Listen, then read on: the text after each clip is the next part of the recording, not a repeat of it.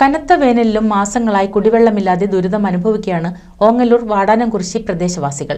Road നവീകരണത്തിന്റെ ഭാഗമായി പൈപ്പുകൾ പൊട്ടുകയും pipe മാറ്റി സ്ഥാപിക്കലും കാരണമാണ് പ്രദേശത്ത് കുടിവെള്ളക്ഷാമം രൂക്ഷമായത്. അതേസമയം മറ്റൊരിടത്ത് പൈപ്പ് തകരാറായി കുടിവെള്ളം പാഴാകാൻ തുടങ്ങിയിട്ട് ആഴ്ചകളായി.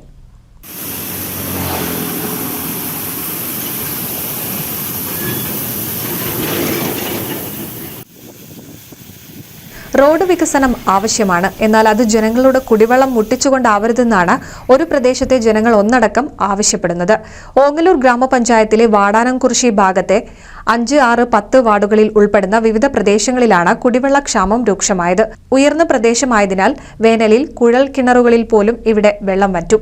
പട്ടാമ്പി കുളപ്പുള്ളി പാത നവീകരണവുമായി ബന്ധപ്പെട്ട് പൈപ്പ് പൊട്ടിയതോടെയാണ് ഇവിടങ്ങളിലേക്കുള്ള കുടിവെള്ള വിതരണം നിലച്ചത്. പുതിയ പൈപ്പുകൾ സ്ഥാപിക്കുന്ന പ്രവൃത്തി നടക്കുന്നുണ്ടെങ്കിലും എന്ന് പൂർത്തിയാക്കുമെന്ന് അറിയില്ല.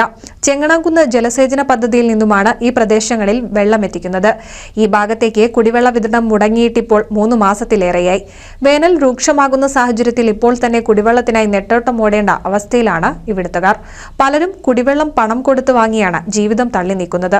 റോഡ് നവീകരണവും പൈപ്പ് പുനഃസ്ഥാപിക്കലും കഴിയുന്നതുവരെ കാത്തുനിൽക്കാതെ കുടിവെള്ളക്ഷാമത്തിന് പരിഹാരം കാണാൻ അധികൃതരുടെ ഭാഗത്തു നിന്ന് നടപടി വേണമെന്നാണ് ആവശ്യമുയരുന്നത്.